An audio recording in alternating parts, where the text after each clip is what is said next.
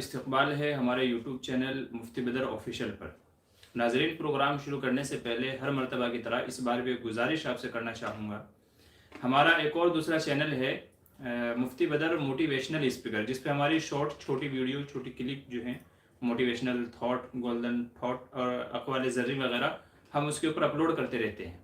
तो आपसे गुजारिश है कि उसको भी सब्सक्राइब कर लीजिए। डिस्क्रिप्शन में हमने उसका लिंक दिया हुआ है, मुफ्ती बदर मोटिवेशनल स्पीकर। ठीक है नाज़रीन, हमारा जो ये आज का प्रोग्राम है, आज के इस प्रोग्राम के अंदर रोज़मर्रा की हमारी ज़िंदगी में जो मसाइल पेश आते हैं उनका कुरान और सुन्नत की रोशनी में हल क्या है, उनका जवाब क्या है, उसको सीखेंगे। माशाल्लाह हमारे प्रोग्राम सालों से चल रहा है। 75 ये एपिसोड है हमारा, 75वां एपिसोड है। अल्लाह इसे लोगों के हक़ में नफ़ेमंद बनाए और ये प्रोग्राम ऐसे ही चलता रहे। तो चलिए देख लेते हैं कि आज के हमारे सवाल जवाब क्या है, किस भाई ने क्या पूछा है। सबसे पहले मैं एक सवाल का जवाब दे देता हूँ। एक भाई ने एक हदीस के हवाले से अर्ज़ किया था कि जी ये हदीस है कि नहीं है। चूँकि हदीसों के बारे में जानना आजकल लोगों की ज़ुबान पे जिसको देखे कह देता है जी ये हदीस ऐसे है, ये हदीस ऐसे है, हदीस में यूँ है, हदीस में यूँ है। हालांकि हदीस बयान करने में बड़ी एहतियात से काम लेना चाहिए।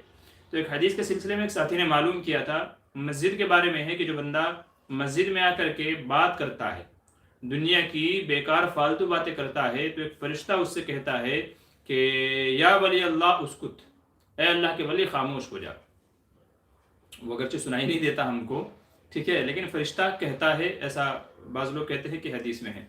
तो पहली मरतबा बंदा बात करता है तो फरिश्ता कहता है ए अल्लाह के वली खामोश हो जा। वो फिर भी नहीं खामोश होता तो दोबारा कहता है या अब्दुल्ला उसकुत, ए अल्लाह के बंदे खामोश हो जा।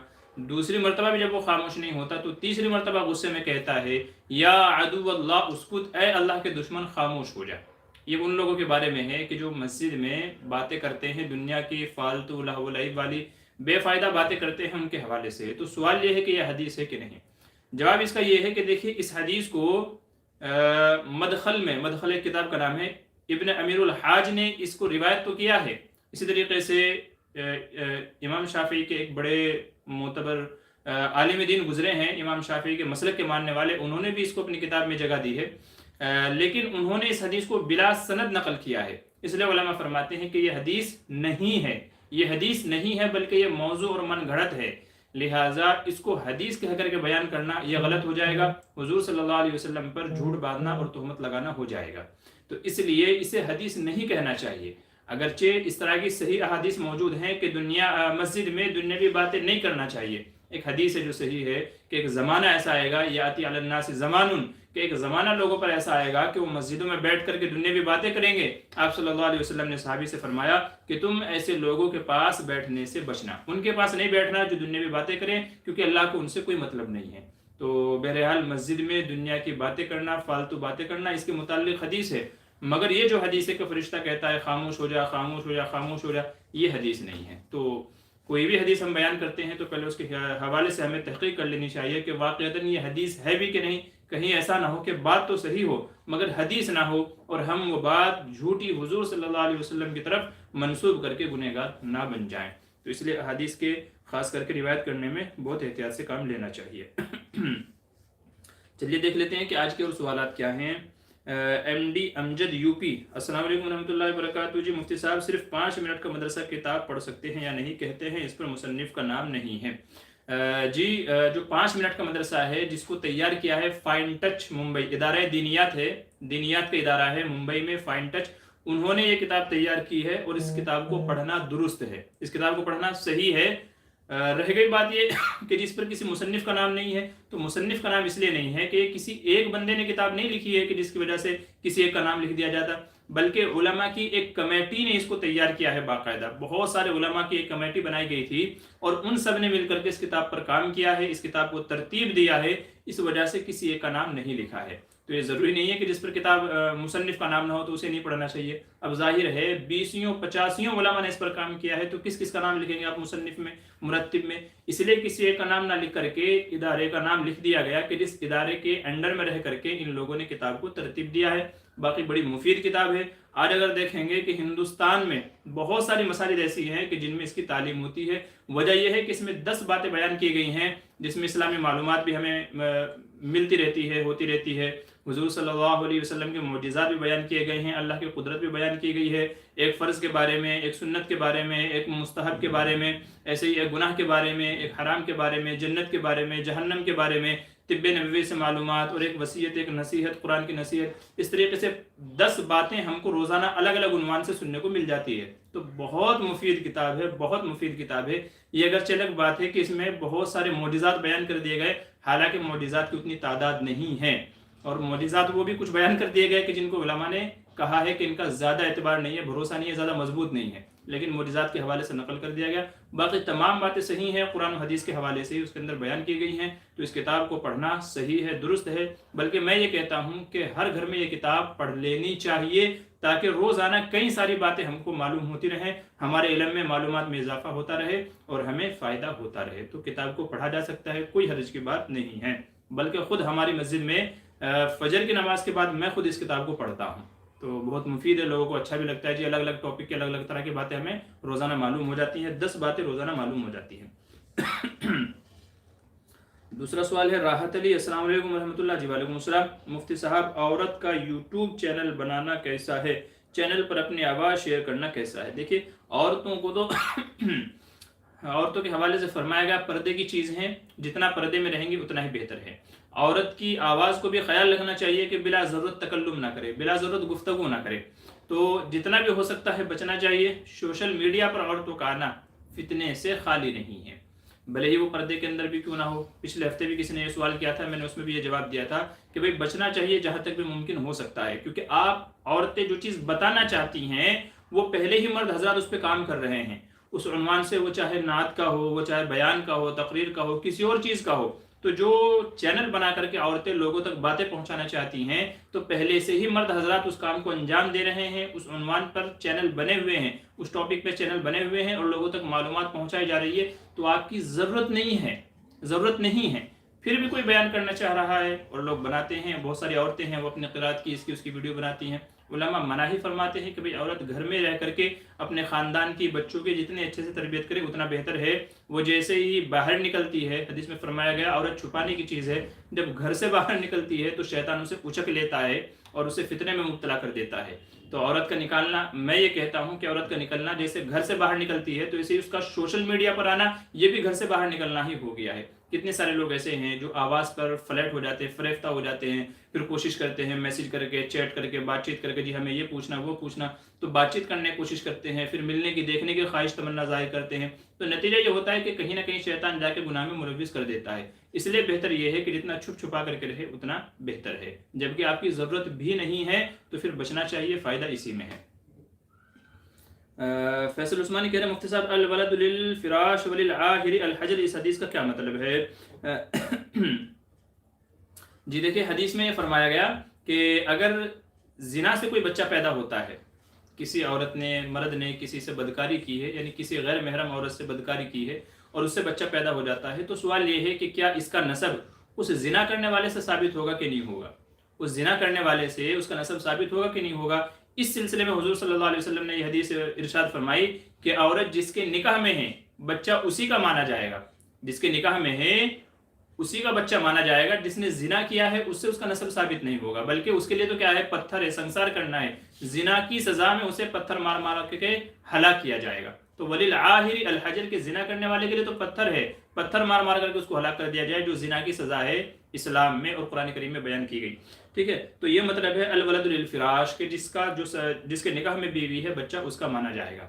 ठीक है, भले ही जानी कह नहीं मेरा बच्चा है, मेरा बच्चा है, शरीयत कहती नहीं तुम्हारा नहीं है, क्योंकि गलत तरीके से हुआ है, तुमने गलत रास्ता इख्तियार किया है। जायज़ रास्ता निकाह था, वो पहले से ही किसी दूसरे के निकाह में है, तो तुम्हारा तो जिना हुआ, तुमको तो गुनाह की सजा मिलेगी, बच्चा तुम्हें नहीं दिया जाएगा। ये मतलब है इस हदीस का, अल वलद लिल फिराश वलिल आहिरी अल हजर। इसी तरीके से अगर किसी औरत की शादी नहीं हुई है तब भी शरीयत ये कहती है कि बच्चा बाप से साबित नहीं होगा।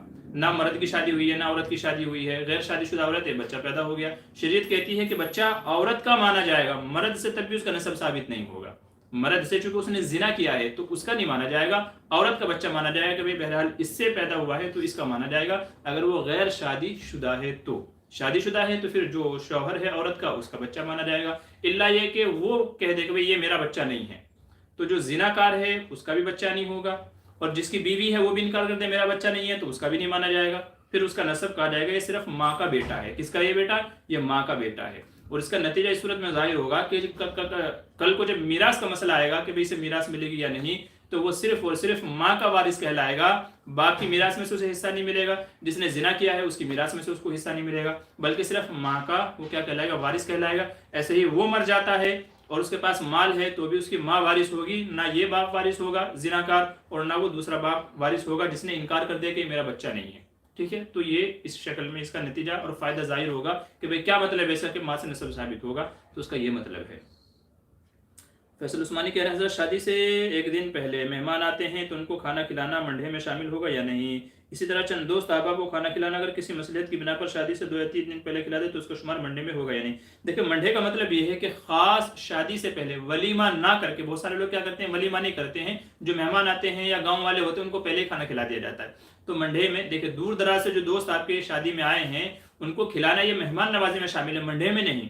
منڈے میں جب ہوگا جب کہ آپ خاص اس نیت سے آپ ان کو کھانا کھلاتے ہیں کہ میں ولیمہ نہیں کروں گا بلکہ پہلے ہی ان کو کھلا پلا کے گاؤں والوں کو، پڑوسیوں کو، جو دوسرے دوست و احباب ہیں شادی سے پہلے ہی کھلا کے ان کو فارغ کر دوں، اب میں ولیمہ نہیں کروں گا.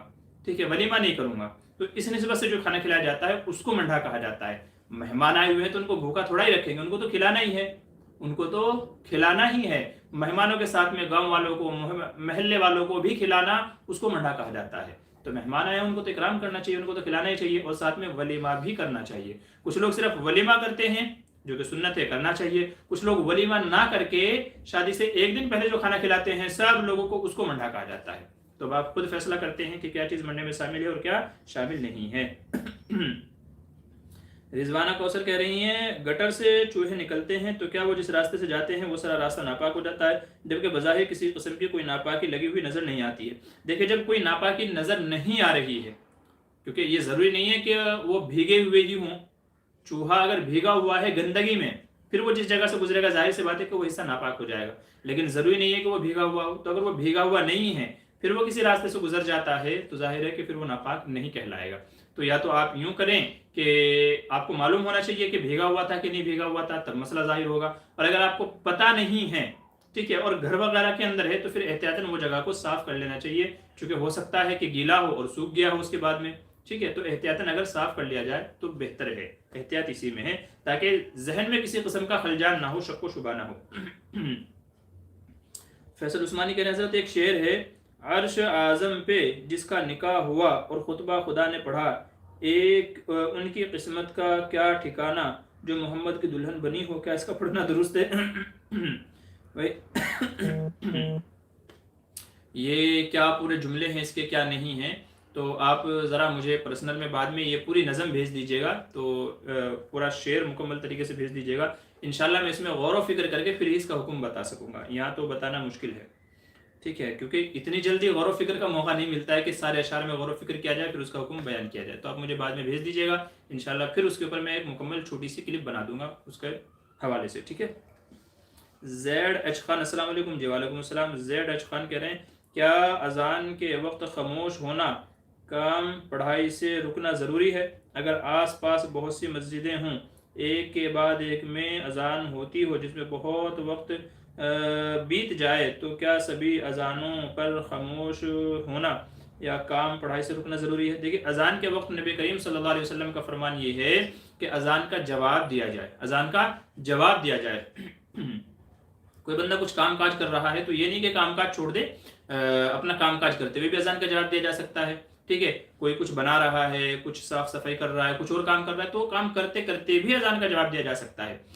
کھانا کھا رہا ہے تو کھانا کھاتے کھاتے بھی اذان کا جواب دیا جا سکتا ہے. مسئلہ رہ جاتا ہے قرآن اگر پڑھ رہا ہے تو کیا کرے.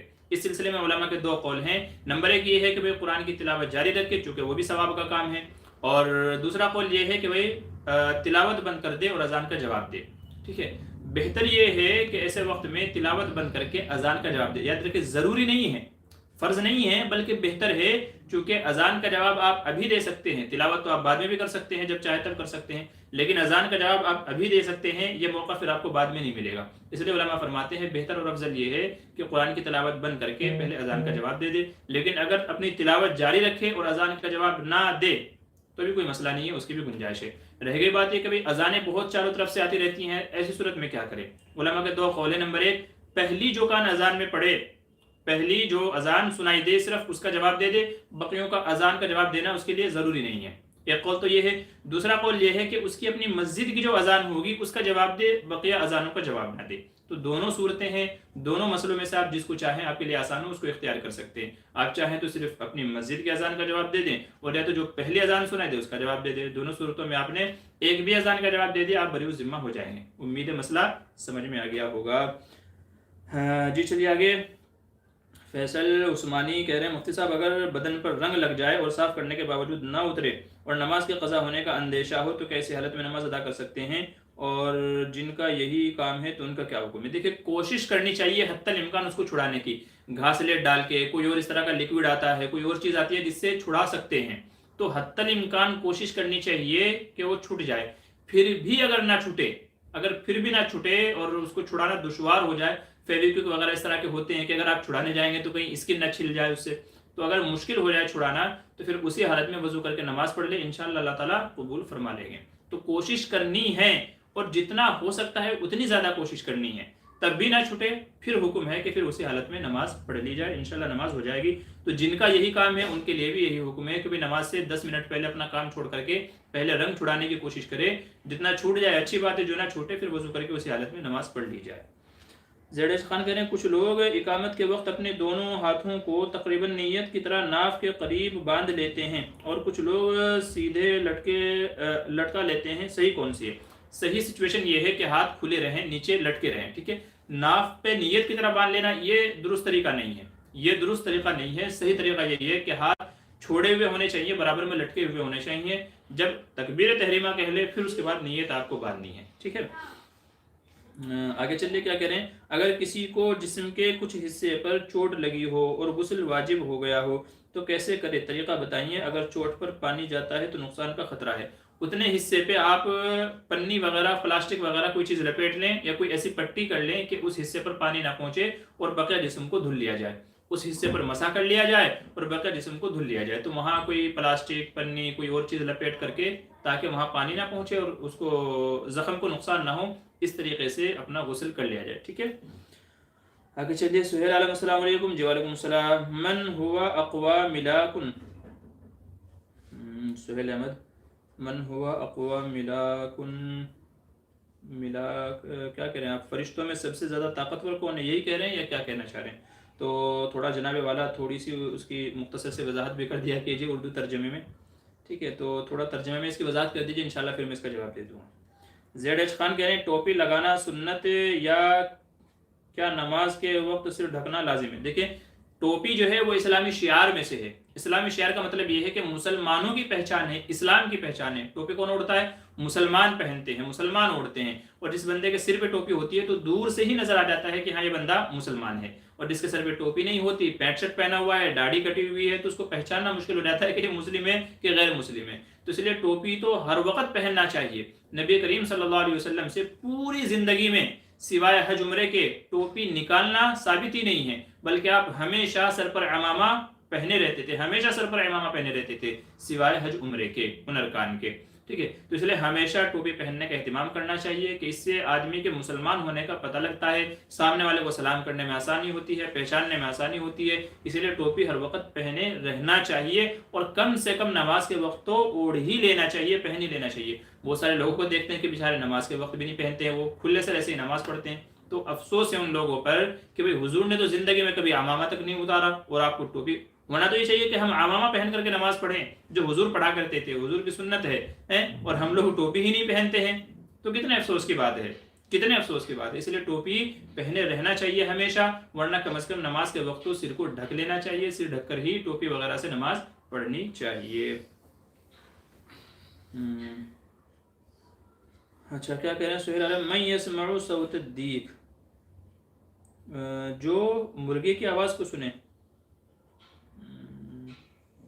من یسمع صوت الدیک، مرغے کی آواز کون سنتا ہے؟ آپ یہ کہنا چاہ رہے ہیں؟ اصل میں آپ کے سوال جو ہے نا بڑے مختصر ہیں، تھوڑی سی اگر اس کے ساتھ میں اگر آپ آگے پیچھے تھوڑی سی وضاحت کر دیں گے تو میرے لیے سمجھنا آسان ہو جائے گا، اور اگر آپ اردو میں اس کو وہ کر سکتے ہیں تو میرے لیے اور زیادہ آسان ہو جائے گا، کیونکہ عربی میں ایک جملے کے کئی مطلب نکل سکتے ہیں۔ ہو سکتا ہے آپ نے وہ جملہ کسی اور مطلب میں استعمال کیا اور میں اس کا مطلب کچھ اور سمجھ رہا ہوں، اس لیے آپ سے عرض کر رہا ہوں کہ تھوڑی سی اگر آپ وضاحت کر دیجیں گے تو اس کا مطلب مجھے سمجھنے میں آسانی ہوگی کہ آپ پوچھنا کیا چاہ رہے ہیں، تو میرے لیے جواب دینا آسان ہو جائے گا۔ فرحت پروین کہہ رہے ہیں میں نے کہا سنت ضروری نہیں، کیا یہ کفر؟ میں نے کل آپ کو اس کا جواب دے دیا تھا، آپ نے کسی نے مطلب آپ نے میرے سے سوال کیا تھا، کہیں اور پہ سوال کیا تھا، تو میں نے جواب دے دیا تھا کہ جب آپ کا یہ ارادہ نہیں تھا اس کی تحقیر کرنا، تذلیل کرنا، اسے کم درجے کا جاننا، جب آپ کا یہ ارادہ نہیں تھا تو پھر اس سے کفر کا حکم نہیں لگے گا، ٹھیک ہے۔ ٹوپی لگانا یہ تو ہو گیا ہے۔ مفتی فین آف مفتی معمر بدر السلام علیکم، جی وعلیکم السلام۔ نمیرہ السلام علیکم، وعلیکم السلام۔ مولانا سجاد السلام علیکم، جی وعلیکم السلام۔ صاحب عالم کہہ رہے ہیں السلام علیکم، یہ حدیث ہے کہ آپ صلی اللہ علیہ وسلم نے فرمایا جو بندہ نکاح کرے اور مہر نہ دینے کی جس کی نیت ہو وہ اپنی بیوی سے زنا کر رہا ہے۔ جی ہاں، یہ حدیث ہے، اس طرح کی حدیث ہے، بلکہ ابھی ہمارا جمعے کا جو بیان چل رہا ہے اس میں یہی ٹاپک چل رہا ہے، بیویوں کے حقوق کیا ہیں، ان میں سے ایک حق تھا مہر دینا، تو اس کے حوالے سے میں نے یہ ہمارا، اگر آپ پچھلے جمعے کا بیان سنیں گے، بیوی کے 3 مالی حق کیا ہیں، بیوی کے 3 مالی حقوق، ابھی میرے خیال سے 3-4 دن پہلے میں نے اپلوڈ کیا تھا، تو اس میں آپ کو اس کی مزید تفصیل مل جائے گی۔ تو یہ حدیث ہے کہ جو نکاح کرے اور شروع سے ہی مہر دینے کا ارادہ نہ ہو تو گویا وہ اپنی بیوی سے کیا کر رہا ہے، زنا کر رہا ہے، کیونکہ مہر جو ہے وہ عورت کو استعمال کرنے کا ہی عوض ہے، عورت سے جو ہم فائدہ اٹھاتے ہیں، استمتاع کرتے ہیں، تو اسی کا عوض کیا ہے، مہر ہے، تو گویا کہ آدمی بغیر کچھ دیے ایسے ہی عورت سے فائدہ اٹھائے جا رہا ہے، تو اس طرح کی حدیث ہے۔ محمد ثاقب رضا السلام علیکم، جی وعلیکم السلام۔ بشیر مہر مفتی صاحب آج لائیو بتایا نہیں؟ جی کل میں نے اپلوڈ کیا تھا، کل میں نے وہ اعلان ڈالا تھا کہ بھائی کل سنڈے تھا، ہم کہیں گئے ہوئے تھے، کہیں سفر تھا ہمارا 3 دن کا، تو کہ آج نہیں ہو پائے گا، انشاءاللہ منڈے کو ہوگا، تو شاید ہو سکتا ہے کہ آپ نے نہیں دیکھا ہو، نہیں تو کل میں نے ڈال دیا تھا۔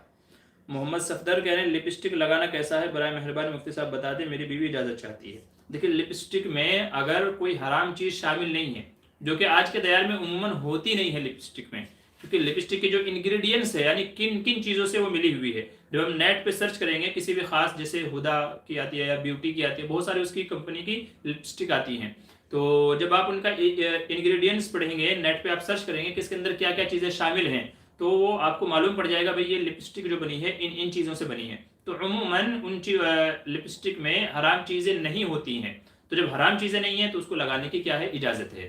البتہ اس بات کا خیال رکھیں کہ وضو کرنے کے بعد لگائیں تو زیادہ اچھا ہے، وضو کرنے کے بعد لگائیں تو زیادہ اچھا ہے، چونکہ لپسٹک لگاتے ہیں نا تو اس سے ایک پرت بہت باریک سی تہ ہمارے ہونٹوں پر جم جاتی ہے، مطلب عورتوں کے ہونٹوں پر جم جاتی ہے، تو ظاہر ہے کہ اگر ہونٹوں پر وہ لگی ہوئی ہوگی تو اس کے لگے ہونے کی صورت میں جبکہ وہ پاپڑی کی طرح جم جاتی ہے اور بعد میں پاپڑی کی طرح نکلتی ہے، وہ جیسے اسکن کھال نکلتی ہے اس طریقے سے نکلتی ہے، تو ظاہر ہے جب وضو کریں گے تو ہونٹوں پر پانی پہنچنے سے رکاوٹ بنے گی، اور ظاہر ہے کہ پورا چہرہ وضو میں دھونا فرض ہے، تو جب ہونٹوں پر پانی نہیں پہنچے گا تو فرض مکمل طریقے سے ادا نہیں ہوگا، اس کا نتیجہ یہ نکلے گا کہ صحیح وضو نہیں ہوگا، جب صحیح وضو نہیں ہوگا تو نماز بھی نہیں ہوگی، تو اس لیے جو جائز لپسٹک لگا سکتے ہیں، بہتر یہ ہے کہ وضو کے بعد لگائیں یا ایسے وقت میں لگائیں کہ جب آپ کو نماز نہ پڑھنی ہو، بہرحال اجازت ہے اگر اس کے اندر حرام چیز نہ ہو، ٹھیک ہے، تو وہ آپ دیکھ لیں اور اجازت دیں، لگائیں بھائی، وہ اچھی چیز ہے، مردوں کو اچھی لگتی ہے، عورتیں بناؤ سنگار کرتی ہیں اپنے مرد ہی کے لیے، تو جو چیزیں بھی اس کے اندر شامل ہیں زیب و زینت میں تو ان سب کی اجازت ہوگی، بشرط یہی ہے کہ وہ ڈائریکٹ حرام نہ ہو۔ بشیر مہر مفتی صاحب کیسے ہو؟ جی اللہ کا شکر ہے، اچھا ہوں۔ توصیف خان السلام علیکم، ہمارے یہاں کچھ لوگ زمین خریدتے ہیں تو زمین کی مٹی کو ایک کپڑے میں مولوی کو دکھانے کے لیے دیتے ہیں کہ زمین صحیح ہے، کیا یہ درست ہے؟ مولوی صاحب کیسے بتائیں گے؟ یہ تو ہندوؤں کا طریقہ ہے کہ بھائی جنم کنڈلی کسی کے سامنے رکھتے ہیں، جس کی جنم کنڈلی بنا کے دو، یہ بچہ آگے چل کے کیا بنے گا، کیا کرے گا، اس کی قسمت میں کوئی دوش نہیں ہے، یہ تو نہیں، تو مولوی صاحب مٹی سے کیسے بتائیں گے بھائی؟ مولوی صاحب کیسے مٹی سے بتائیں کہ بھائی ہاں یہ صحیح ہے کہ نہیں صحیح ہے؟ یہ تو فالتو کی بات لگ رہی ہے مجھے تو، کیونکہ مٹی سے مطلب بتا دینا یہ دیکھ کر کے کہ نہیں یہ زمین صحیح ہے یہ زمین غلط ہے، تو یہ سمجھ میں تو نہیں آ رہا ہے، سمجھ سے تو باہر ہے یہ چیز۔ باقی یہ ہے کہ جہاں یہ چلتا ہو، ہمارے علاقے میں ہمارے دائر میں تو چلتا نہیں ہے، باقی جہاں یہ چیزیں چلتی ہوں تو وہاں کے علماء مفتیان اکرام سے رابطہ کر کے معلوم کر لیا جائے، کیونکہ وہاں کا مسئلہ ہے تو وہاں کے علماء اس کی پوری سچویشن سے واقف بھی ہوں گے اور وہ زیادہ بہتر طریقے سے آپ کو مسئلہ بتا پائیں گے۔ محمد ثاقب رضا کہہ رہے ہیں السلام علیکم ورحمۃ اللہ، زبان کی لغنت کا کوئی نسخہ بتائیں، میں بہت زیادہ پریشان ہوں، لوگوں کے مابین خطاب دینے میں بہت تکلیف ہوتی ہے۔ دیکھیں آپ 2 طریقے اختیار کر لیجئے، نمبر 1 تو یہ ہے کہ بولنے میں جلدی مت کیجیے، عموماً ہماری زبان میں لکنت جبھی پیدا ہوتی ہے جب کہ ہم بہت تیز بولنے کی کوشش کرتے ہیں، جلدی جلدی بولنے کی کوشش کرتے ہیں تو زبان اٹک جاتی ہے کسی ایک لفظ پہ جا کر کے. تو بہت زیادہ جلدی نہ بولے بلکہ آرام سے قرات کے ساتھ میں آپ بولنے کی کوشش کریں. میں یہاں جا رہا ہوں، ٹھیک ہے. تو کچھ وقت تک اس طریقے سے آہستہ آہستہ بولنے کی مشق کریں. میں صحیح بتاؤں تو میری زبان میں پہلے بچپن میں بہت لکنت تھی. میرا بھی یہی عالم تھا کہ میں صحیح سے بول نہیں پاتا تھا. ہماری والدہ نے تھوڑی محنت کی اور آہستہ آہستہ بلوانے کی مشق کی اور الحمدللہ آج میں آپ کے سامنے ہوں، آپ مجھے سن رہے ہیں. تو آہستہ آہستہ بولنے کی آپ مشق کریں، بھلے ہی کوئی آپ کی مذاق اڑائے. کچھ وقت کے بعد میں انشاءاللہ آپ کی زبان رواں ہو جائے گی. دوسرے حضرت موسیٰ علیہ السلام کی مانگی ہوئی دعا ہے رب اشرح لی صدری ویسر لی امری واحلل عقدۃ من لسانی یفقہوا قولی. یہ 3-4 آیتیں ہیں، آپ روزانہ ان کو پڑھنے کا معمول بنا لیجئے. ہر نماز کے بعد میں اگر 10-10 11-11 مرتبہ پڑھیں گے تو انشاءاللہ مزید فائدہ ہوگا. یا تو دن بھر میں کسی بھی ایک وقت میں 100 مرتبہ پڑھنے کا معمول بنا لیجئے انشاءاللہ.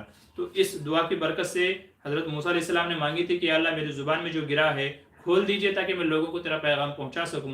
تو لکنت جو ہوتی ہے وہ بھی گویا ایک قسم کی گرا ہی ہے. تو انشاءاللہ اللہ تعالیٰ اس کی وجہ سے آپ کی مشکل کو آسان فرمائے گا. تو یہ 2 کام آپ کر لیجئے، اللہ آپ کے مسائل کو آسان فرما دے گا انشاءاللہ. رضوانہ کوثر کہہ رہے ہیں اچھا جو گٹر سے نکلتے ہیں، یہ تو جواب دے دیا میں نے. نصیر شیخ السلام علیکم، ہمارے والد کی صحت کے لیے دعا کر دیجیے، اللہ تعالیٰ انہیں اچھی صحت دے، عافیت دے اور لمبی حیاتی دے ان کو، عافیت والی.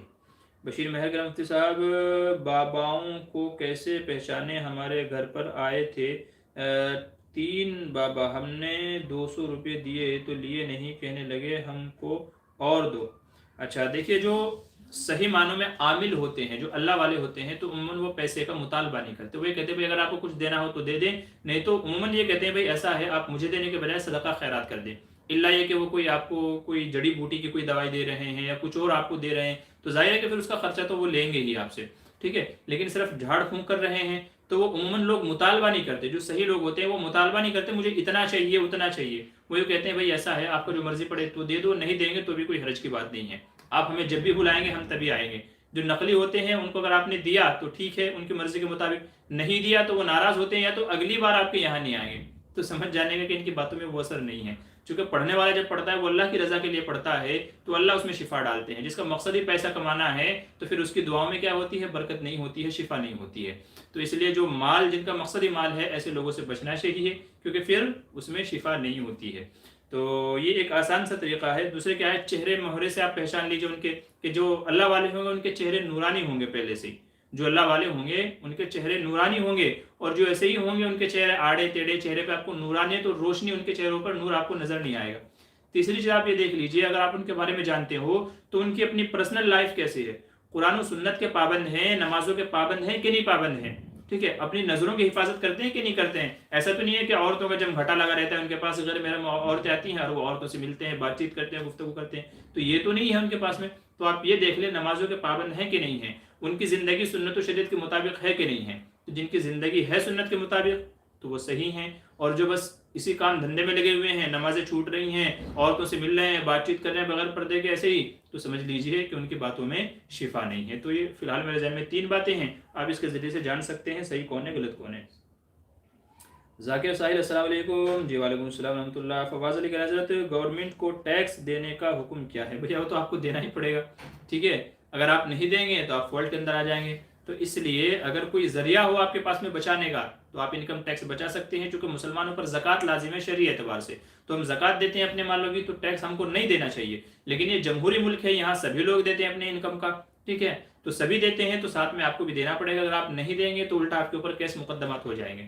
تو اس لیے دینا تو پڑے گا ہی. البتہ شریعت نے یہ اجازت دی ہے کہ اگر کچھ ایسی شکلیں ہوتی ہیں، کچھ صورتیں آپشن ہوتے ہیں کہ جن کے ذریعے سے آپ انکم ٹیکس دینے سے بچ سکتے ہیں یا آپ کو کم دینا پڑے گا، تو اگر وہ شریعت کے دائرے میں رہ کر کے جواز کی شکل میں آتے ہیں تو پھر اس طریقے سے آپ اپنا انکم ٹیکس بچا سکتے ہیں یا کم کر سکتے ہیں، ٹھیک ہے. وہ کسی آپ مفتی صاحب سے جا کر کے پرسنلی مل کر کے ان سے آپ ڈسکس کر سکتے ہیں، مشورہ کر سکتے ہیں. تو وہاں سے آپ کو بہت سارے آپشن اور چیزیں آپ کو مل جائیں گے.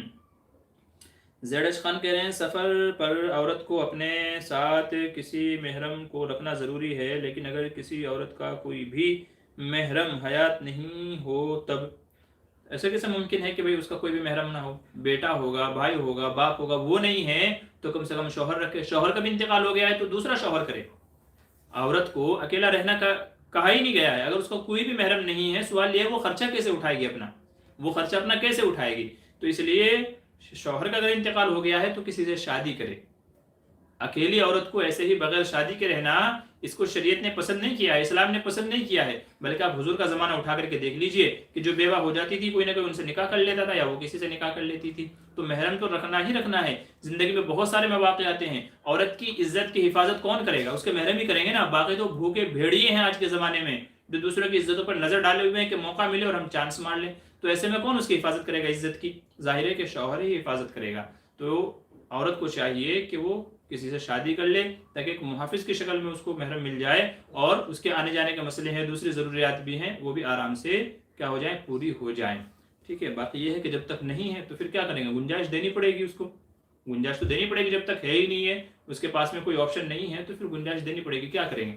لیکن اس میں بھی یہ ہے کہ ضرورت ہو تو ہی باہر نکلے. بلا ضرورت کے گھومتی نہ پھرے کہ بھائی میرے پاس کوئی بھی نہیں ہے، گھوم رہی ہے یہاں وہاں. تو ایسی صورت میں صرف ضرورت کی حد تک باہر نکلے. بلا ضرورت باہر نکلنا اس کے لیے کیا ہوگا؟ جائز نہیں ہوگا. ابو الکلام السلام علیکم ورحمۃ اللہ وبرکاتہ. خیریت سے ہیں؟ جی وعلیکم السلام، اللہ کا احسان ہے. ذاکر حسین کہہ رہے ہیں رضوانہ کوثر کے سوال پر جیسے ہی نظر پڑی فوراً مفتی صاحب کا جواب سن کر مسکراہٹ سے آ گئی. اچھا جی شکریہ. علی اکبر کہہ رہے ہیں صاحب ایک عام آدمی کیسے پہچانے کہ قرآن کی آیت بالکل ویسے لکھی ہے؟ میرے دوست جن کا منکر ہے، میں کہتا ہوں کہ یہ قرآن میں آیت ہے، وہ کہتا ہے کہ اس کا مطلب کچھ اور ہے. دیکھیں اس کا مطلب کیا ہے کیا نہیں ہے. اکثر قرآن کریم کی آیتوں کی تفسیر صحابہ سے بھی منقول ہے. ابن عباس ہے، ابن مسعود وغیرہ ہیں، تو ان سے قرآن کریم کی آیتوں کی تفسیر بھی منقول ہے. صحیح بخاری پڑھی ہے، صحیح مسلم پڑھی ہے، بہت ساری جو ہے قرآن کریم کی آیتوں کی تفسیر ہے. اس کے علاوہ علماء اہل حق نے قرآن کریم کی تفسیریں نقل کی ہیں. تو بے شمار قرآن کریم کی تفسیریں اس زمانے میں موجود ہیں. تو اپنے ساتھی سے کہیے اگر آپ کو اس آیت کا مطلب جاننا ہے تو آپ علماء کی تفسیریں پڑھیں، ان میں سرچ کریں کہ اس آیت کا مطلب کیا بیان کیا گیا ہے. اکثر علماء نے جو مطلب بیان کیا ہے تو اس کا مطلب وہی ہے، اس کا مطلب وہی ہے. اور اگر حدیث میں کسی بات کا مطلب بیان کیا گیا ہے تو ظاہر ہے پھر تو کسی کو اشکال ہی نہیں ہونا چاہیے، خلجان ہی نہیں ہونا چاہیے. اچھا اس سے ایک یہ سوال پوچھنا کہ تمہیں کیسے پتا کہ اس کا یہ مطلب نہیں ہے؟ ٹھیک ہے، جو کہہ رہے ہیں کہ اس کا یہ مطلب نہیں ہے ان سے پوچھنا تمہیں کیسے پتا کہ اس کا یہ مطلب نہیں ہے؟ کہ جبریل نے آ کے بتایا تھا، یا وہی تمہارے اوپر اتری تھی، یا اللہ نے بتایا؟ تمہیں کیسے پتا کہ اس کا یہ مطلب نہیں ہے؟ تم دلیل دو. اس سے بھی تو سوال بنتا ہے نا بھائی. اگر ہمارے ذمے ہے کہ بھائی اس کا کیا مطلب ہے، ہم دلیل دیں، تو اس کے ذمے بھی تو یہ لازم بنتا ہے نا کہ بھائی اس کا یہ مطلب نہیں ہے، تمہیں کیسے پتا؟ تم بھی تو دلیل لانا کہ نہیں اس کا یہ مطلب نہیں ہے، کچھ اور مطلب ہے. کچھ اور مطلب ہے، تمہارے پاس کیا دلیل ہے؟ ہو سکتا ہے یہی مطلب ہو. ٹھیک ہے، تو اس لیے ان سے کہیں نمبر ایک تو پہلے آپ دلیل دو کہ اس کا یہ مطلب نہیں ہے. دوسرے یہ ہے کہ بھئی آپ علماء کی تفسیریں پڑھ لیں، ایک دو نہیں آپ 10 تفسیریں پڑھیں. 10 تفسیروں میں سے اکثر بات کو اس کا جو اکثر مطلب علماء نے بیان کیا گیا ہے تو سمجھ لو اس کا وہی مطلب ہے. ٹھیک ہے، اپنی عقل نہیں دوڑانی چاہیے. ذاکر ساحل کے حضرت آپ کا تعارف؟ جی میرا نام محمد معمور بدر ہے اور میرا وطن جو ہے وہ سہارنپور ہے جو بزرگوں کا شہر کہلاتا ہے. میری فراغت مظاہر علوم سے بھی ہے، دارالعلوم سے بھی ہے. اور اس وقت جو ہے میں ممبئی شہر میں جوگیشوری میں رہتا ہوں. یہاں پر میری امامت بھی ہے، مدرسہ بھی ہے، اور الحمدللہ آن لائن یہ مسئلے مسائل کی خدمات وغیرہ بھی ہیں، دارالفتہ بھی ہے. اور انشاءاللہ کچھ ہی وقت میں دارالقضاء بھی جوگیشوری کے اندر وجود میں آ جائے گا. آپ دعا کریں، ماشاءاللہ اس کا کام چل رہا ہے، اکثر اس کی چیزیں ہو گئی ہیں، تھوڑا سا کام باقی ہے انشاءاللہ کچھ ہی وقت میں، تاکہ لوگ اپنے شرعی مسائل دارالقضاء میں آ کر کے، دارالفتہ میں آ کر کے اپنے مسائل کو حل کریں. تو یہ میرا مختصر سا تعارف ہے. واضح کہنا حضرت مفتی طارق صاحب پہ جو اریسٹ کرنے کی مانگ کی گئی ہے اس میں آپ کیا موافق ہیں؟ دیکھیں مفتی طارق مسعود سے کیا مسئلہ ہوا؟ دیکھیں میں 3 دن سفر میں تھا اور غالباً یہ شاید 2-3 دن پہلے کا ہی مسئلہ ہے. تو کیا مسئلہ ہوا، کیا بات چیت ہوئی، کس نے کیا مانگ کی، تو مجھے پتہ ہی نہیں ہے اس سلسلے میں. تو جب مجھے کسی چیز کے بارے میں پتہ ہی نہیں ہے ابھی تک کے، تو میں اس کے بارے میں کیسے لب کشائی کر سکتا ہوں؟ تو فی الحال تو میں خاموش ہی ہوں. باقی میں تحقیق کروں گا مسئلہ کیا تھا بھائی، کیا چیز تھی، تو اس کے بعد پھر انشاءاللہ میں اس سلسلے میں بات چیت کروں گا، اگر وہ بات چیت کرنے کے لائق ہوئی تو. ٹھیک ہے، نہیں تو ظاہر سی بات ہے کہ جو فالتو کی باتیں ہیں پھر ان کے پیچھے پڑنے کا کوئی مطلب نہیں ہے. ذاکر ساحل کہہ رہے ہیں قاری حمزہ صاحب کا سوال ہے کہ اگر 2 رکعت نماز پڑھی اور پہلی یا دوسری رکعت میں ایک سجدہ رہ گیا اور سجدہ سہو بھی میسر نہ آئے تو یا نماز درست ہوئی یا دوبارہ سے ادا کرنی پڑے گی؟ دیکھیے نماز میں ایک رکعت میں 2 سجدے فرض ہیں، دونوں کے دونوں سجدے فرض ہیں. تو چاہے نماز 2 رکعت والی ہو چاہے 4 والی ہو، اگر ایک بھی سجدہ رہ گیا اور اس کو ادا نہیں کیا، یاد آنے پر نمازی میں یاد آ گیا لیکن اس کو ادا نہیں کیا، تو نماز نہیں ہوگی، دوبارہ پڑھنی پڑے گی۔ یاد رکھیے سجدہ ادا نہیں کیا لیکن سجدہ سہو کر لیا، جو چھوٹا تھا وہ نہیں ادا کیا، اس کے بدلے سجدہ سہو کر لیا، تب بھی نماز نہیں ہوگی، چونکہ دونوں سجدے فرض ہیں اور فرض کی تلافی سجدہ سہو سے نہیں ہوتی۔ واجب چھوٹ گیا ہے تو سجدہ سہو ہوتا ہے، اگر فرض چھوٹ گیا تو سجدہ سہو سے کام نہیں چلے گا بلکہ نماز دوبارہ ہی پڑھنی پڑے گی۔ امید ہے بات سمجھ گئے ہوں گے۔ توقیر عالم کرے سری نماز میں اگر امام صاحب جہری تلاوت کرنے لگے تو مقتدی کیسے روکے؟ سبحان اللہ، اللہ اکبر، اس طریقے کا اشارہ کر دے، تو سبحان اللہ، اللہ اکبر آپ بولیں گے تو انشاءاللہ امام صاحب کو کیا ہو جائے گا، اس کے اوپر تنبیہ ہو جائے کہ ہاں کچھ غلطی ہوئی ہے۔ زید اش خان کہہ رہے ہیں کیا کتے بھنگی سے بدن کپڑے چھونے سے ناپاک ہو جاتے ہیں؟ دیکھیں اگر کتے کے اوپر کوئی ناپاکی گندگی نہیں لگی ہے تو پھر ناپاک نہیں ہوگا۔ یہی حال بھنگی وغیرہ جو دوسرے لوگ ہیں ان کا بھی ہے کہ اگر ان کے کپڑوں پر، جسم پر کہیں لگی ہو اور وہ آپ سے ٹچ ہو کر کے آپ کے بدن پر، آپ کے کپڑوں پر، آپ کے جسم پر لگ گئی تو آپ ناپاک کہلائیں گے۔ باقی یہ ہے کہ آدمی تو آدمی ہے، اب وہ بھنگی ہے، وہ اللہ کی طرف سے تقسیم ہے، وہ ناپاک ہے ہمیشہ کے لیے، ایسا نہیں ہے۔ تو اگر وہ آپ سے ملتا ہے، ہاتھ ملاتا ہے، گلے ملتا ہے یا آپ کے کپڑوں سے جو ہے ٹچ ہو جاتا ہے تو آپ کے کپڑے ناپاک نہیں ہوں گے۔ ہاں ان کے جسم پر ناپاکی لگی ہے اور وہ آپ کے کپڑوں پر یا آپ کے بدن پر لگ گئی ہے تو پھر اب ناپاکی لگنے کی وجہ سے کیا ہوگا، آپ ناپاک کہلائیں گے۔ ٹھیک ہے، اچھا جی، دوسری گزارش یہ ہے کہ تقریباً 36 منٹ ہمارے پروگرام کو ہو گئے ہیں، تو 5-7 منٹ اور ہمارا پروگرام چلے گا، چونکہ آج اور کچھ اور دوسرے تقاضے بھی ہیں۔ تو آپ حضرات سے گزارش ہے کہ مزید سوال نہ کریں، ابھی کافی حضرات کے کئی سارے سوال آئے ہوئے ہیں تو آپ انہی سوالوں کے جواب سن لیجئے، ہو سکتا ہے کہ اسی سے آپ کا مسئلہ بھی حل ہو جائے، ورنہ انشاءاللہ جمعرات کے دن ہم پروگرام رکھیں گے تو آپ لوگ اس میں شرکت کر لیجئے گا، پھر آپ جتنے چاہے سوال کر سکتے ہیں انشاءاللہ جمعرات کے پروگرام میں۔ تو آج آپ حضرات اور زیادہ سوال نہ کریں، میں انہیں کے جواب دے کر کے اپنا پروگرام کیا کر لوں گا، مکمل کر لوں گا، ابھی کافی سارے سوال باقی ہیں۔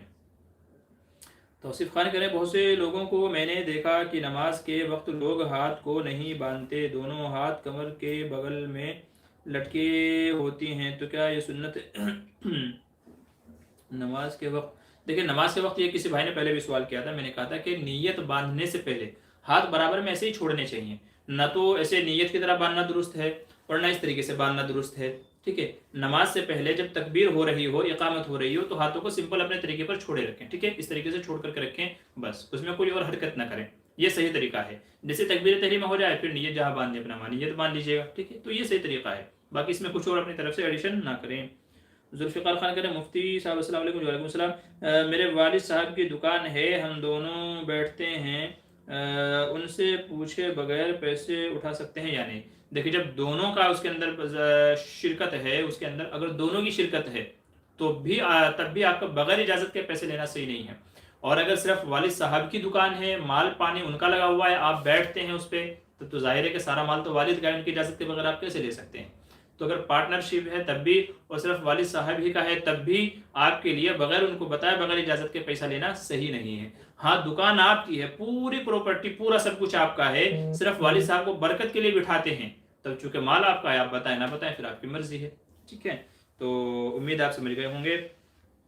نمیرہ آگے چلیے کیا کہہ رہے ہیں نمیرہ، کہ رجب کے روزے کی فضیلت نفل روزے 2 سے زیادہ اب رکھ سکتے ہیں کیا؟ رجب کے روزے، رجب کے کون سے روزے ہوتے ہیں؟ غرہ رجب کی رات، مطلب رجب کی پہلی رات کی تو فضیلت ہے بعض حدیث میں، باقی رجب میں آپ کون سے روزے کی بات کر رہے ہیں تو فی الحال تو میرے علم میں نہیں ہے، ٹھیک ہے، تھوڑا اور وضاحت کر دیں کون سے دن لوگ روزہ رکھتے ہیں، کس نیت سے رکھتے ہیں؟ باقی ہر مہینے کی جو ایام 20 کے روزے ہیں تو وہ تو ہر مہینے میں ہیں، رجب کا کون سا خاص روزہ آپ جس کی بات کر رہے ہیں تھوڑا اس کی وضاحت کر دیجیے، پھر انشاءاللہ میں جواب دے دوں گا۔ سہیل عالم کہہ رہے ہیں میں پوچھ رہا تھا مردے کی آواز کون سن سکتا ہے؟ مردے کی آپ کہہ رہے ہیں تو میں یہ سمعو، آپ نے تو دیگ کا لفظ استعمال کیا تھا، میں یہ سمعو صوت الدیگ، کہ یہاں آپ مردہ کہہ رہے ہیں وہاں آپ نے مرغا لکھا ہوا تھا، یہاں مردہ لکھ رہے ہیں وہاں آپ نے مرغا لکھا ہوا تھا۔ دیگ تو عربی میں مرغے کو کہتے ہیں نا، دیگ جو ہے دال یا کاف وہ مرغے کو کہتے ہیں، مردے کو نہیں کہتے ہیں۔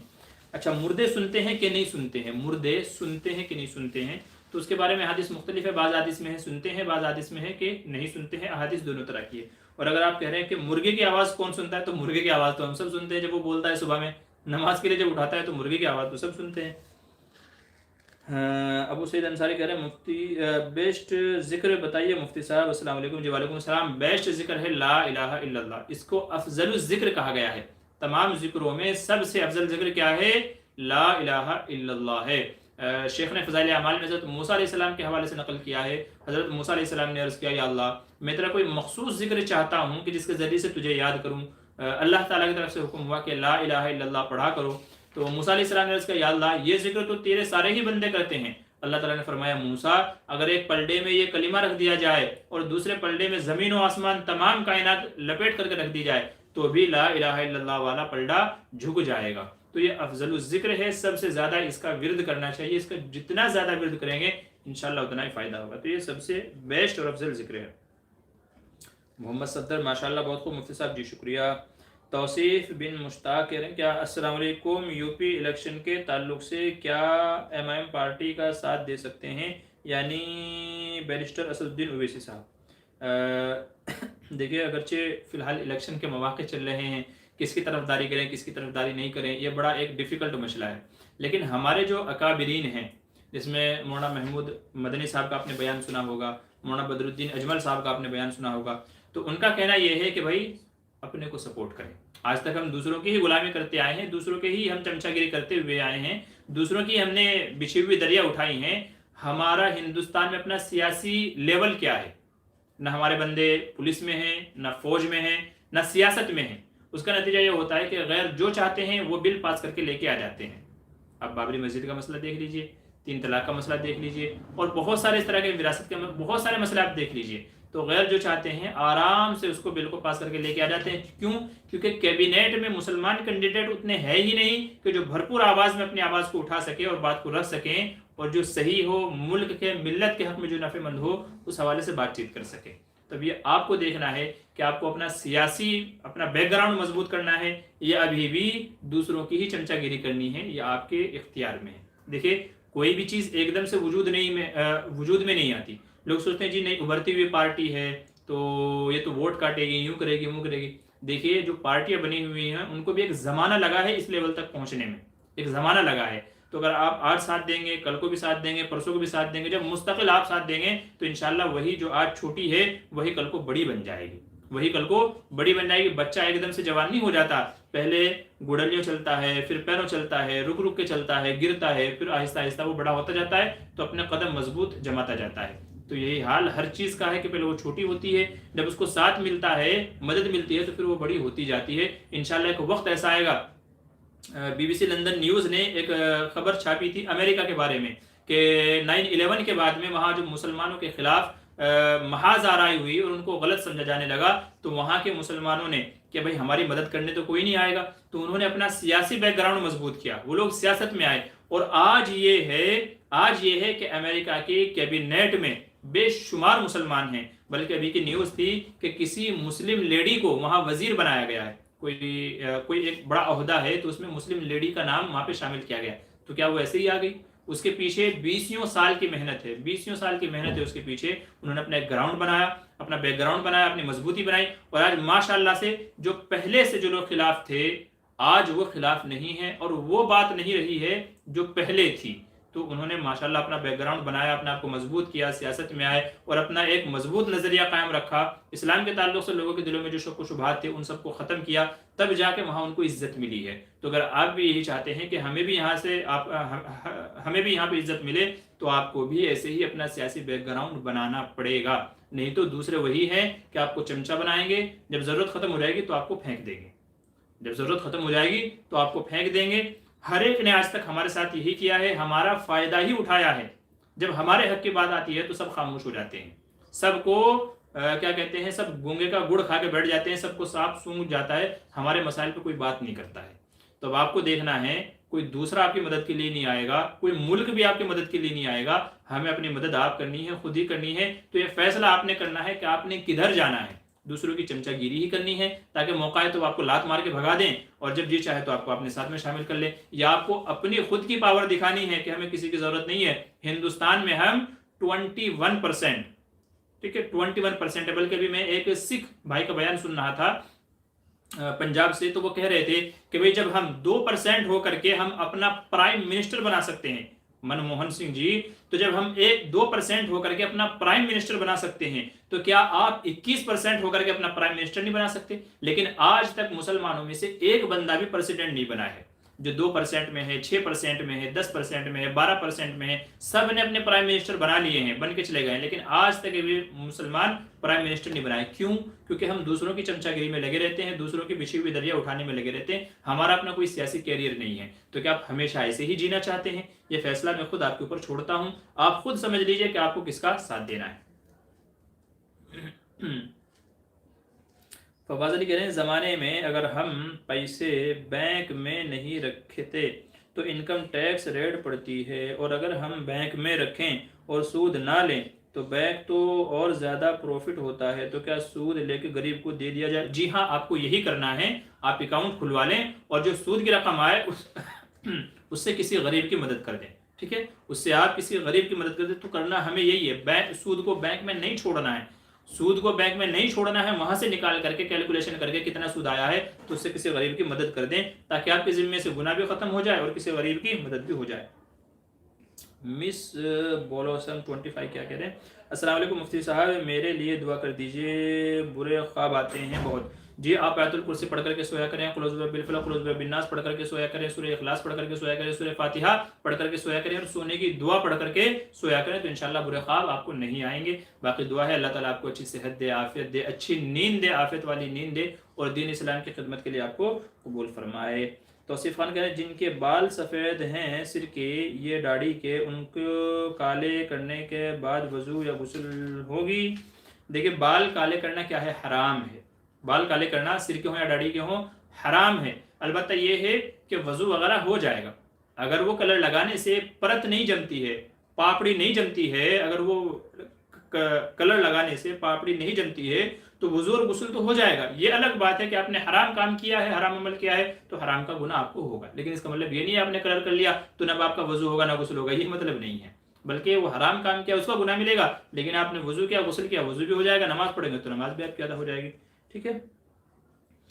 मोहम्मद साकिब रज़ा कह रहे हैं, क़ुव्वत हाफ़ज़ा तेज़ हो जाने का कोई नुस्खा बताएं, मुताला करके तकरीर नहीं बोल पाता हूँ बल्कि किताब से रटकर बोल पाता हूँ। जी, आप सनुक़रिउ का फ़ला तंसा, हर नमाज के बाद 11 मरतबा इसको पढ़ने का मामूल बना लीजिए, इंशाअल्लाह क़ुव्वत हाफ़ज़ा आपका। उमर इशाअती ऑफिशियल, अस्सलाम वालेकुम। जी वालेकुम सलाम, कैसे हैं आप मुफ्ती साहब? जी, अल्लाह का एहसान है, करम है, आपने हमारा जवाब नहीं दिया एम कासमी के ताल्लुक़ से। जी, माज़रत चाहता हूँ, मैं 3 दिन से तो सफ़र में ही था, इंशाल्लाह दोबारा प्रोग्राम के बाद रब्ता कर लीजिए, मैसेज छोड़ दीजिए, इंशाल्लाह मैं आपको उनसे बातचीत करके गुफ्तगू करके आपको बता दूंगा, माज़रत चाहता हूँ।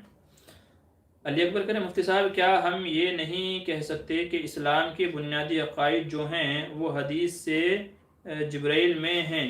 क्यों जब किसी काफिर को हम मुस्लिम करते हैं तो ये अक़ाइद कहते हैं? बताइए। देखिए, हदीस जिब्राइल में कुछ सवालात हैं, सारे सवालात नहीं हैं, हदीस जिब्राइल में कुछ सवालात हैं। ठीक है, कुछ सवालात हैं और बहुत अहम और इम्पोर्टेंट सवाल हैं। तो जाहिर है कि जब बंदा कोई कुफ्र से इस्लाम में दाखिल होता है तो ये अकायद भी उसको बताने चाहिए, और इसके साथ साथ में और जो दूसरे अकायद उलमा ने किताबों में लिखे हैं तो उन अकायद को भी उसको समझाना चाहिए कि भाई ये इस्लाम के बुनियादी अरकान हैं कि जिनके बगैर, जिनको माने बगैर, जिनका इकरार और यकीन रखे बगैर बंदा मुसलमान नहीं होता है। तो वो भी आप बता दें, दूसरे भी बता दें आप। ठीक है। वसीम माफात करें, आप सल्लल्लाहु अलैहि वसल्लम के दादा का कितनी उम्र में इंतकाल हुआ?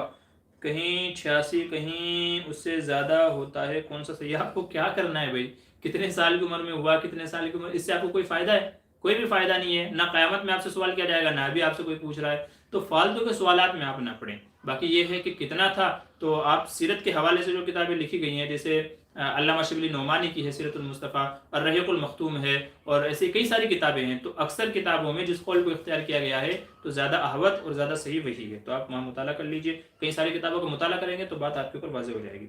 एम सुलेमान फलाही, अस्सलाम वालेकुम। जी वालेकुम सलाम। और आगे मिस बोलो सम क्या करें, मुफ्ती साहब क्या उम्रा करने जाते टाइम फ़ोटो वीडियो ले सकते हैं? भाई बेहतर तो ये है कि ना लिया जाए, नहीं लेना चाहिए, क्योंकि फ़ोटो और वीडियो बिला ज़रूरत क्या है, हराम है और गुनाह है। और जाहिर है कि आप उम्रे पे जा रहे हैं, उम्रा कर रहे तो ये कोई ज़रूरत के अंदर तो दाखिल नहीं है, ज़रूरत के अंदर तो ये चीज़ दाखिल नहीं है, तो इसलिए बचना चाहिए, एहतियात करना चाहिए। अल्लाह के लिए, नेक अमल के लिए जा रहे हैं तो फिर वहाँ उन्हीं चीज़ों पे ध्यान देना चाहिए। सेल्फी, दूसरी चीज़ें हैं तो उन सब से बचना चाहिए, क्योंकि इससे रियाकारी का शुबा पैदा हो जाता है, तो इसलिए बचना चाहिए।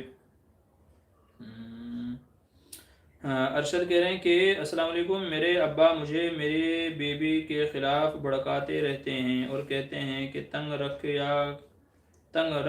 کیا کرنا چاہیے؟ بھائی آپ کو اگر اللہ نے عقل دی ہے تو آپ بھڑکتے کیوں ہیں؟ بیوی کا حق ہے شریعت اعتبار سے، اب آپ کو دنیا میں کوئی بھی بھڑکائے، ماں بھڑکائے، بھائی بھڑکائے، بہن بھڑکائے، کوئی بھی بھڑکائے آپ کو، جب آپ شریعت کے دائرے میں رہتے ہوئے بیوی کے ساتھ حسن سلوک کیجیے۔ اور والد صاحب جو کہتے ہیں، جو بھی کوئی کہتا ہے بھڑکاتا ہے، تو ایک کان سے سنے دوسرے کان سے نکال دے۔ اگر آپ کو لگتا ہے نہیں یہ صحیح نہیں ہے، جو مجھے بتایا جا رہا ہے، بھڑکایا جا رہا ہے، یہ صحیح نہیں ہے، یہ ظلم ہے، تو ایک کان سے سنے دوسرے سے نکال دیجیے۔ اللہ نے عقل دی ہے، اسی لیے دی ہے نا کہ بھائی آپ خود فیصلہ کریں کہ صحیح کیا ہے، غلط کیا ہے۔ تو بیوی کے ساتھ حسن سلوک کرنے کا حکم دیا گیا ہے، نہ یہ کہ کسی کے بھڑکاوے میں آ کے اس پہ ظلم کرنے لگیں۔ ایم سلیمان کہتے ہیں بہت دنوں کے بعد دیدار ہوا، جی شکریہ۔ فواز علی حضرت، یہ لوگ ہمارے ٹیکس کو لوٹ رہے ہیں، اس لیے ان کو ٹیکس نہیں دینا کا دل کرتا ہے۔ دیکھیے میں نے وہی عرض کیا کہ آپ جیسے بچا سکتے ہیں شریعت کے دائرے میں رہ کر کے آپ بچا لیجئے، ٹھیک ہے؟ باقی پوری دنیا دے رہی ہے تو دینا تو آپ کو پڑے گا جب آپ اس ملک میں رہ رہے ہیں، اس کے علاوہ کوئی چارہ نہیں ہے نا آپ کے پاس میں۔ توصیف خان کہہ رہے ہیں میں جب چھوٹا تھا تو میرے گھر پر پیر صاحب آئے تھے جن وغیرہ کے لیے، بولے 5 کلو برفی لگے گا تھوڑی دیر میں۔ میں نے پوچھا پیر صاحب برفی کا کیا ہوا؟ تو بولے جن کھا گیا۔ یہ صحیح ہوتا ہے کیا؟ جن کو کیا ضرورت ہے برفی کھانے کی؟ ایسا تھوڑا یہ کبھی جن بولے گا کہ یار تم برفی لے کے آؤ میں تب جاؤں گا۔ جن کو تو اللہ نے وہ طاقت دی ہے، وہ چاہے تو دکانوں پہ جا کے کھا سکتا ہے، کسی کو پتہ بھی نہیں چلے گا۔ لوگ جو ہے نا اپنا مٹھائی کی دکان بند کر کے چلے جاتے ہیں رات میں، تو وہ جا کے کسی بھی دکان سے مٹھائی کھا سکتا ہے۔ اللہ نے یہ اس کو اختیار دیا ہے کہ وہ بند دکان میں، بند مکانوں میں، گھروں میں گھس سکتے ہیں اور کسی کو نظر بھی نہیں آئیں گے، تو اللہ نے ان کو یہ اختیار دیا ہے۔ تو وہ ہم سے تھوڑا ہی مطالبہ کرے گا، نہیں 5 کلو برفی لے کے آؤ میں تب اس کو کھا کر کے تب یہاں سے جاؤں گا، میرا میٹھا کھانے کو دل کر رہا ہے اس لیے میں اس کے اوپر چڑھ گیا ہوں، میں اس کے اوپر آ گیا ہوں۔ تو میں سمجھتا ہوں کہ یہ سارے فالتو کے ٹوٹکے ہیں اور اپنا پیٹ بھرنے کے یہ سارے کیا ہیں، نسخے ہیں اور ٹوٹکے ہیں۔ اللہ حفاظت فرمائے ایسے لوگوں سے۔ اسی میں بات کریں قرآن کے ترجمے کے لیے کون سی گرامر کی کتاب پڑھیں؟ قرآن کے ترجمے کے لیے آپ آسان ترجمہ قرآن پڑھ لیجئے، مفتی تقی عثمانی صاحب کا ہے، بڑے آسان انداز میں ہے، انشاءاللہ اس کو بہت ساری معلومات آپ کو ہو جائیں گے۔ ہاشم کہہ رہے ہیں چہرے پر نورانیت کیسے لائیں؟ آپ 5 وقتہ نمازوں کا اہتمام کیجئے اور ہر وقت باوضو رہنے کی کوشش کیجئے، گناہوں کو چھوڑ دیجئے۔ یہ 3 عمل آپ اگر انشاءاللہ کر لیں گے، نمازوں کی پابندی، ہر وقت باوضو رہنے کی کوشش، اور نمبر 3 آپ گناہوں کو چھوڑ دیجئے، ہر قسم کے گناہ صغیرہ ہو یا کبیرہ ہو، انشاءاللہ آپ کا چہرہ نورانی نظر آ جائے گا۔ بزرگوں کے جو چہرے نورانی ہوتے ہیں وہ بھی انہی وجوہات کی وجہ سے ہوتے ہیں کہ وہ نمازوں کے پابند ہوتے ہیں، گناہ نہیں کرتے ہیں، اور اسی طریقے سے ہر وقت باوضو رہتے ہیں۔ تو یہ 3 عمل بڑے مفید ہیں انشاءاللہ اس سلسلے میں۔ انس خان جزاک اللہ۔ توصیف خان کریں ایک آدمی ہمیشہ جماعت چھوڑ کر نماز پڑھتا ہے، اس کے متعلق کیا حکم ہے؟ ایسے شخص کے متعلق جب ابن عباس سے پوچھا گیا، غالباً ابن عباس ابن مسعود سے، کہ ایک بندہ نوافل بہت پڑھتا ہے مگر جمعہ اور جماعت میں شریک نہیں ہوتا، تو آپ نے فرمایا کہ وہ شخص جہنمی ہے۔ اور حضور نے بھی ایسے لوگوں کے بارے میں وعید فرمائی کہ میرا جی چاہتا ہے ان لوگوں کے گھروں کو جا کے جلا دوں جو بغیر عذر کے جماعت میں شریک نہیں ہوتے۔ تو بڑی وعید ہے ایسے لوگوں کے لیے، ان کو باز آنا چاہیے۔ کئی سارے سوال ہیں، میں نے منع کیا تھا کہ بھئی آپ لوگ اور سوال نہ کریں۔ 2-3 سوال اور دے دیتا ہوں بھائی۔ یہ آخری سوال ارشد بھائی کا ہے، ماں باپ کی نافرمانی کن صورت میں کی جا سکتی ہے؟ یہ آخری سوال ہے، اس کے بعد اگر کوئی سوال کرے گا تو میں اس کا جواب نہیں دوں گا۔ 1 گھنٹہ ہمارے سوال کو ہونے والا ہے، ٹھیک ہے؟ تو اس بیچ میں جو سوالات ہیں میں ان کو جواب دے دیتا ہوں، چونکہ میں نے عرض کیا تھا کہ میرے دوسرے بھی تقاضے ہیں۔ انشاءاللہ جمعرات کو جو پروگرام ہوگا آپ لوگ بقیہ سوال اس میں رکھ لیجیے گا۔ ذاکر ساحل کہہ رہے ہیں سفر میں عورت کے تعلق سے ہمیں ایک بات آپ سے کہنے کا شوق ہو رہا ہے، وہ یہ کہ دوسری شادی کا ارادہ رکھتا ہوں، آپ آسانی کے لیے دعا بھی فرمائیں اور عوام الناس کو اس بابت تنبیہ کریں کہ یہی سبب بنا ہوا ہے۔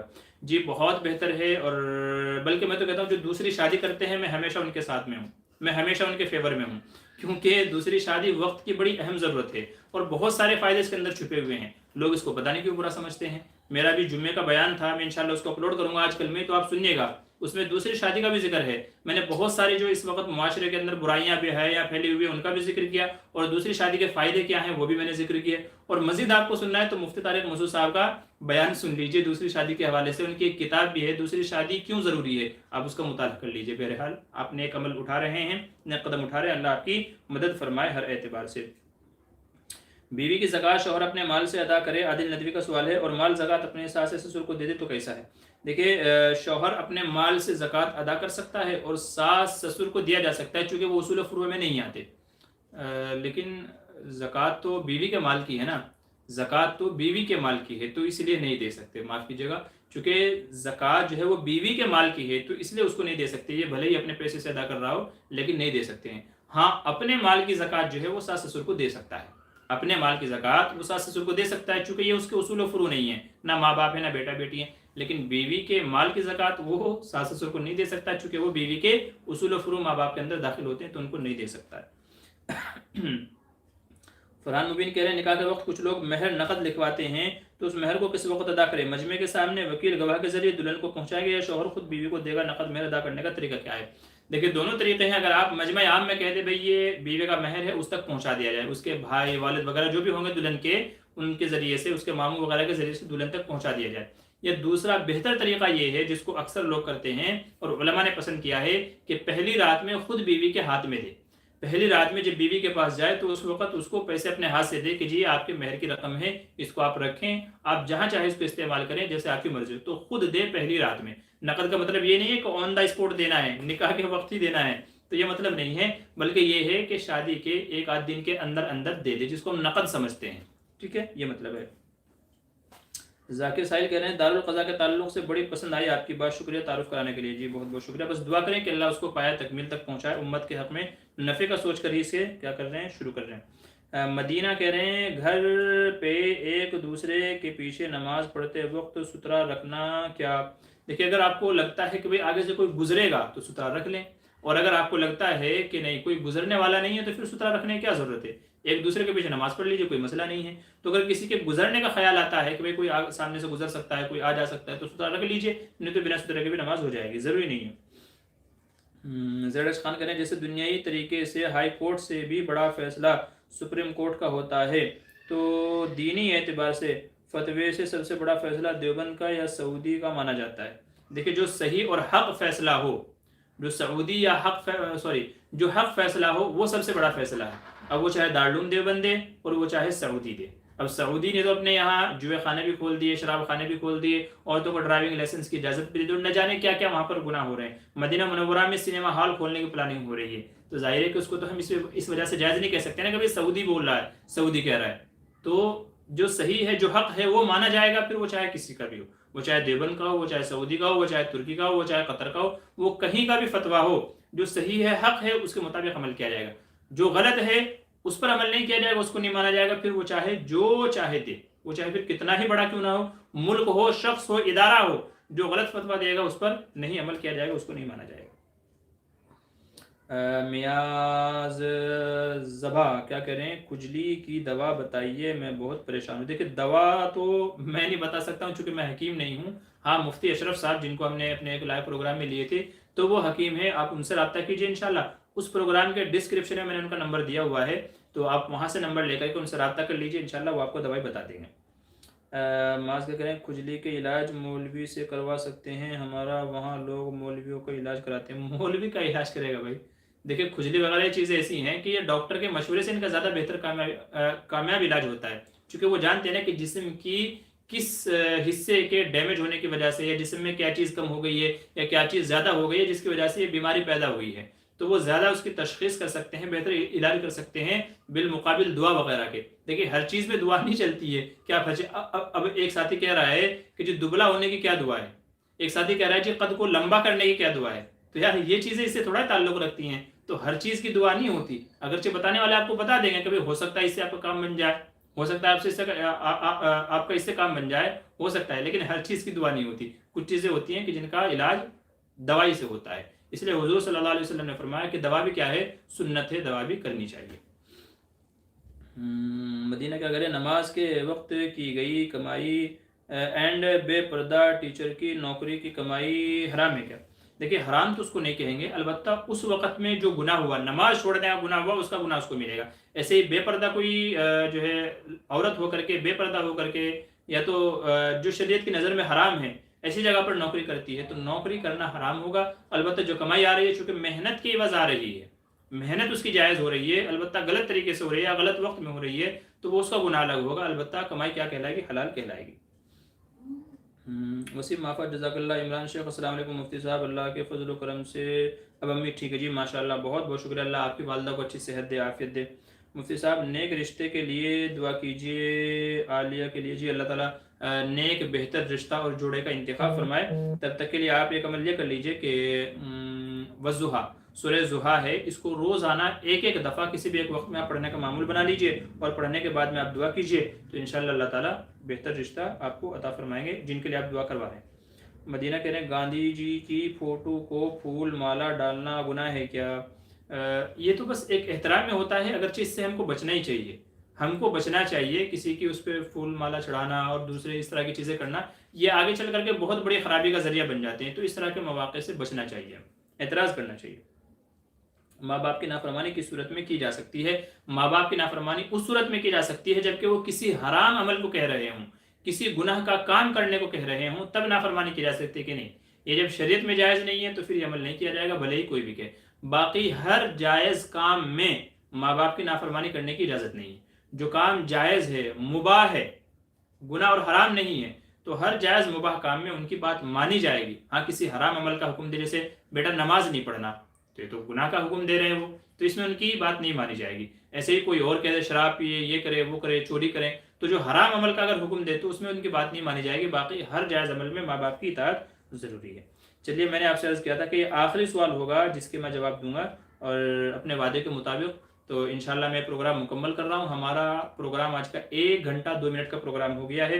चलिए इंशाल्लाह जुमेरात को या फिर अगले हफ्ते इतवार के दिन आपसे मुलाकात होगी और आप लोगों के जो सवाल हैं इंशाल्लाह उनका जवाब दिया जाएगा। तब तक के लिए अगर आपको ज़्यादा ज़रूरत है तो आप वीडियो के किसी भी वीडियो के जो लेटेस्ट वीडियो हमारी अपलोड होती है तो उसके कमेंट में आप अपना सवाल लिख दीजिए, मैं अपना फुर्सत में देकर के जवाब दे दूंगा। या तो फ़ोन में जो हमारा फ्री वक्त रहता है तो फ़ोन पे आप वो मसला मालूम कर सकते हैं। तो तब तक के लिए इजाज़त दीजिए मुझे, और जाते जाते फिर आपसे मैं गुजारिश करूंगा, हमारा दूसरा चैनल है मुफ्ती बदर मोटिवेशनल स्पीकर, डिस्क्रिप्शन में उसका लिंक आपको मिल जाएगा। आपसे गुजारिश है कि उसको भी सब्सक्राइब कर लीजिए। माशाल्लाह तकरीबन 750 हमारे उस पर सब्सक्राइब होने वाले हैं। आप अगर थोड़ी हिम्मत करेंगे, कोशिश करेंगे तो इंशाल्लाह 1000 तक हो जाएंगे, जो हमारा टारगेट है। तो आपसे गुजारिश है कि उसको सब्सक्राइब कर लीजिए, डिस्क्रिप्शन में लिंक हमने आपका उसका दिया हुआ है। तो चलिए, एक दूसरे के हक में दुआएं करते रहिए। इंशाल्लाह फिर आपसे मुलाकात हो गया तो जुमेरात के दिन, और तो इंशाल्लाह फिर इतवार के दिन ईशा के बाद में यही सवाल लेकर के। तब तक के लिए आपके जो सवाल हैं आप उनको लिख लीजिए, नोट कर लीजिए और अपने जहन में महफूज कर लीजिए। जो भी सवाल लेंगे इंशाल्लाह हम आपका जवाब उस वक्त दे देंगे। कोशिश कीजिए हमारे साथ जल्दी जुड़ने की, जल्दी जुड़ जाएंगे। सवाल पहले आएगा तो पहले आपको जवाब मिल जाएगा, ठीक है। तो अभी माजरत चाहते हुए, चूँकि खाना भी बाकी है और दूसरे तकाजे भी हैं, माजरत चाहते हुए इजाज़त चाहता हूँ। तब तक के लिए खुदा हाफिज़। अस्सलामु अलैकुम वरहमतुल्लाहि वबरकातुहू। मैं आपका मेज़बान मोहम्मद मामूर बदर। अस्सलामु अलैकुम।